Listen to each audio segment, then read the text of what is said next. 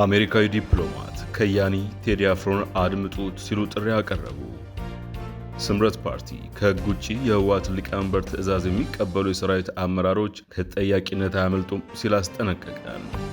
መንግስት በሕገ ወጥ መንገድ ወደ ሀገር ውስጥ ሊገቡና ሊወጡ የነበሩ ከ10 ሺህ በላይ ሰዎች ላይ ሕጋዊ እርምጃ ወስጃለሁ አለ። 17 የአገልግሎቱ ሰራተኞችም ላይ በተመሳሳይ እርምጃ እንደተወሰደ ተሰምቷል። ጤና ይስጥልን አዲስ ማለዳ ተከታታዮች፣ ዕለታዊ ዜናችን ተጀምሯል። በመግቢያችን ላይ ያስተዋወቅናችሁን ጨምሮ ሌሎች ዘገባዎችን ይዘናል። አብረን እንቆይ። አሜሪካዊ ዲፕሎማት ከያኒ ቴዲ አፍሮን አድምጡት ሲሉ ጥሪ ያቀረቡ። በኢትዮጵያ የቀድሞው ዩናይትድ ስቴትስ አምባሳደር ቲቦር ናሽ አዲሱን የቴዎድሮስ ካሳሁን ቴዲ አፍሮ አልበምን ተከትሎም በኤክስ ገጻቸው ባሰፈሩት ጽሑፍ ድምፃዊውን አድምጡት ብለዋል። ዲፕሎማቱ ሙዚቀኞች እውነትን ለባለስልጣናት በመናገር ረገድ ብዙውን ጊዜ ከጋዜጠኞች ወይም ከባለሙያዎች ይበልጥ ውጤታማ ናቸው ያሉ ሲሆን ብትወደውም ባትወደውም ቴዲ አፍሮ በኢትዮጵያ ፖለቲካ ውስጥ ውድቀት ናቸው ብሎ የሚያስባቸውን ነገሮች በዘፈን ለመናገር ላሳየው ፈቃደኝነትና ድፍረት ምስጋና ይገባዋል በማለት አድናቆታቸውን ችረዋል። በመልእክታቸው ማገባደጃም አድምጡት ሲሉ ጋብዘዋል። ስምረት ፓርቲ ከሕግ ውጪ የህወሓትን ሊቀመንበር ትዕዛዝ የሚቀበሉ የሰራዊት አመራሮች ከተጠያቂነት አያመልጡም ሲል አስጠነቀቀ። የዲሞክራሲያዊ ስምረት ትግራይ ስምረት ፓርቲ ዛሬ ባወጣውና ለአዲስ ማለዳ በላክላት መግለጫ በሕግ የተሰረዘን ድርጅት የሚመራው ሊቀመንበር በሚሰጠው መመሪያ ተጠርተው የሚሰበሰቡና የሚወስኑ የሰራዊት አመራሮች በትግራይ ለሚከሰተው ማንኛውም ጥፋት ከተጠያቂነት እንደማያመልጡ አስጠንቅቋል። ፓርቲው የኋላ ቀር ቡድን ሲል የጠራው የህወሓት አመራር ለስልጣንና ለግል ጥቅሙ ሲል የፕሪቶሪያን ስምምነት በግልጽ እየጣሰና ህዝብን ወደ ጦርነት የሚመልስ አደገኛ ውሳኔ እያሳለፈ መሆኑን ገልጿል። ስምረት በመግለጫው በሕግ የተሰረዘን ድርጅት የሚመራው ሊቀመንበር በሌለው ስልጣን በሚጠራው ስብሰባ ላይ የሚሳተፉ የሰራዊት አመራሮችን ክፉኛ ተችቷል። በተጠራው ስብሰባ ላይ የሚሳተፉና ውሳኔ የሚያሳልፉ የሰራዊት አመራሮች በትግራይ ለሚከሰተው ሁለገብ ጥፋት በወሰኑት ልክ ተጠያቂነት እንደማያመልጡ ሊያውቁት ይገባል ሲል አስታውቋል። ሰራዊቱ የዚህ ቡድን የፖለቲካ መጠቀሚያ ከመሆን ወጥቶ ውስጣዊ አንድነቱን እንዲጠብቅና ከህዝብ ከሚነጥለው የእብደት ውሳኔ እንዲርቅም ጥሪ አቅርበዋል። መግለጫው አክሎም ይህ ቡድን በጀግኖች ወጣቶች መስዋዕት የተገኘውን የፕሪቶሪያ የዘላቂ ግጭት ማቆም ስምምነት ራሱ እንዳፈረሰው በይፋ ማወጁን ገልጿል። ይህ ቡድን ለፖለቲካዊ ልዩነቶች በሰላም ሂደት ፋንታ የጦርነትና የኃይል መንገድን ቀዳሚ ምርጫ በማድረግ የህዝባችን የሰላም ፍላጎት ንቆና ውድቅ አድርጓል ብሏል። በተጨማሪም ቡድኑ ከሻዕቢያና ከፋኖ ኃይሎች ጋር በመሰለፍ ትግራይን የጦርነት ማዕከል ለማድረግ የጦርነት ዳንኪራ እየመታ መሆኑን ስምረት በመግለጫው ከሷል። ድርጅቱ በትግራይ ያለውን ወቅታዊ ቀውስ ለመፍታት የሚከተሉትን 5 ነጥቦች እንደ መፍትሄም አቅርበዋል። የትግራይ ሰራዊት ከቡድኑ የእብደት ውሳኔ ተለይቶ በህዝብ ወገን እንዲቆም፣ በህገ ወጥ መንገድ የተያዘው የመንግስት ስልጣን ተበትኖ ሁሉንም የፖለቲካ ድርጅቶችና ምሁራንን ያካተተም አካታች መንግስት እንዲመሰረት፣ በጽምዶ ስም ከጸረ ትግራይ ኃይሎች ጋር የሚደረግ መርህ አልባ ግንኙነት በአስቸኳይ እንዲቆም፣ የፕሪቶሪያ ስምምነትን መሰረት ማድረግ የተፈናቀሉ ወገኖች እንዲመለሱና የትግራይ ህገ መንግስታዊ ግዛት እንዲከበር፣ ከፌዴራል መንግስት ጋር ያለው ግንኙነት እንዲጠናከር፣ ለምርጫ ምቹ ሁኔታዎችን በመፍጠር መላው ህዝብ የሚሳተፍበት ዲሞክራሲያዊ መንግስት እንዲቆም መስራት የሚሉትን ጠቁመዋል። በመጨረሻም የስምረት መግለጫ የህዝባችን ፍላጎት ሰላም ብቻ ነው በማለት መላው የትግራይ ህዝብ ለግል ጥቅሙ ሲል የህዝብን ደህንነት አደጋ ላይ የሚጠለውን ኃይል በሁሉም መንገድ እንዲታገለው ጥሪ አቅርበዋል። መንግስት በ17 የኢሚግሬሽንና ዜግነት አገልግሎት ሰራተኞች ላይ እርምጃ እንደተወሰደ አስታወቀ።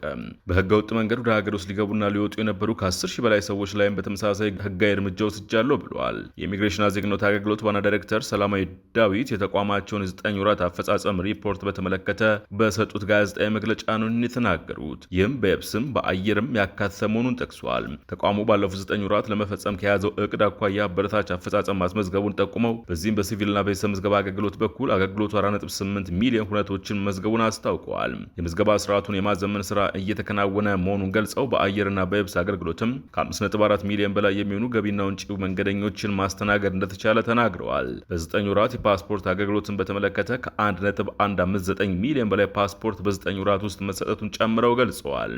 የፓስፖርት አገልግሎት መስጫ ቅርንጫፍን ከ12 ወደ 22 በማሳደግ የተቀላጠፈ አገልግሎት እየተሰጠ መሆኑንም ጠቅሰዋል። በገቢ ረገድም በ9 ወራቱ 30.9 ቢሊዮን ብር መሰብሰቡን ዋና ዳይሬክተሯ ተናግረዋል። የቁጥጥርና የክትትል አፈጻጸም በተመለከተ 10530 በህገ ወጥ መንገድ ሊወጡና ሊገቡ የነበሩ መንገደኞች ላይ ህጋዊ እርምጃ መወሰዱን ስለመግለጻቸው ኢዜአ ዘግቧል።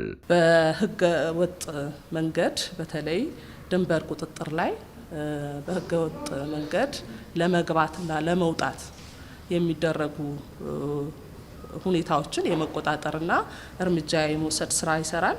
ስለዚህ በድንበር ቁጥጥር በየብስም በአየርም ያለውን የሚያካትት ነው። ይሄ ነበር በድምሩ ወደ 10,530 በህገ ወጥ መንገድ ሊወጡና ሊገቡ ሲሉ ተይዘው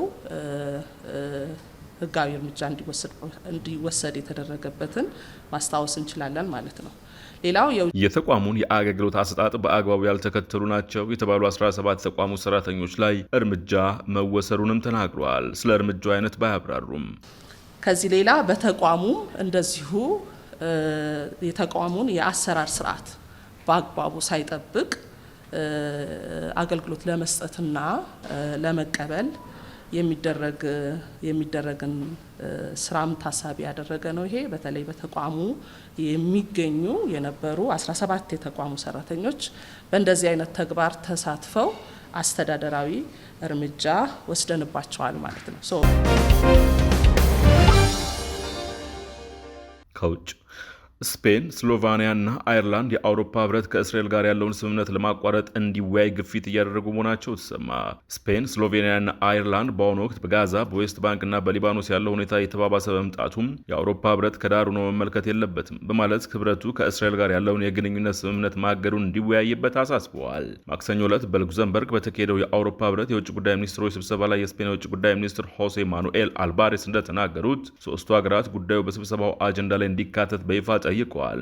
አልባሬስ ሲናገሩ ስፔን ከስሎቬኒያና ከአየርላንድ ጋር በመሆን በአውሮፓ ህብረትና በእስራኤል መካከል ያለው ግንኙነት ስምምነት እንዲታገድ ዛሬ ውይይትና ክርክር እንዲደረግ ጠይቃለች ብለዋል። አክሎም እያንዳንዱ የአውሮፓ ሀገር ዓለም አቀፍ የፍትህ ፍርድ ቤትና የተባበሩት መንግስታት ድርጅት ስለ ሰብአዊ መብቶችና ስለ ዓለም አቀፍ ህግ ጥበቃ የሚሉትን እንዲያከብሩ ጠብቃለሁ። ከዚህ የተለየ ማንኛውም ነገር ለአውሮፓ ህብረት ሽንፈት ይሆናል ሲሉ ተደምጠዋል። ባለፈው ሳምንት ለአውሮፓ ህብረት የውጭ ጉዳይ ፖሊሲ ኃላፊ ካጃ ካላስ በላኩት የጋራ ደብዳቤ ሶስቱ መንግስታት እስራኤል ሰብአዊ መብቶችን የሚጻረሩና ዓለም አቀፍ ህግን እንዲሁም ዓለም አቀፍ የሰብአዊነት ህግን የሚጥሱ ተከታታይ እርምጃዎችን መውሰዷን ገልጿል። ይህም በአውሮፓ ህብረትና በእስራኤል መካከል ያለውን የፖለቲካና የኢኮኖሚ እንዲሁም የንግድ ግንኙነት የሚገልጸውን የ1995ቱን ስምምነት የጣሰ መሆኑን አክለዋል። እስራኤል አካሄዷ እንድትቀይር በተደጋጋሚ የቀረቡ ጥሪዎች ውድቅ መደረጋቸውንም ገልጿል። ሚኒስትሮቹ በወታደራዊ ፍርድ ቤት ጥፋተኛ የተባሉ ፍልስጤማውያንን በስቅላት እንዲገደሉ የሚደነግገውን የእስራኤል የህግ ረቂቅ በማመልከት ድርጊቱ መሰረታዊ ሰብአዊ መብቶችን በእጅጉ የሚጥስና በፍልስጤማውያን ላይ ደረሰ ላለው ስልታዊ ስደት፣ ጭቆና፣ ጥቃትና አድሎ ተጨማሪ እርምጃ መሆኑን በይነውታል። ዕለታዊ ዜናችን በዚሁ ተጠናቀቀ። አዲስ ማለዳን ሰብስክራይብ ማድረግ አይዘንጉ። ጤና ይስጥልን።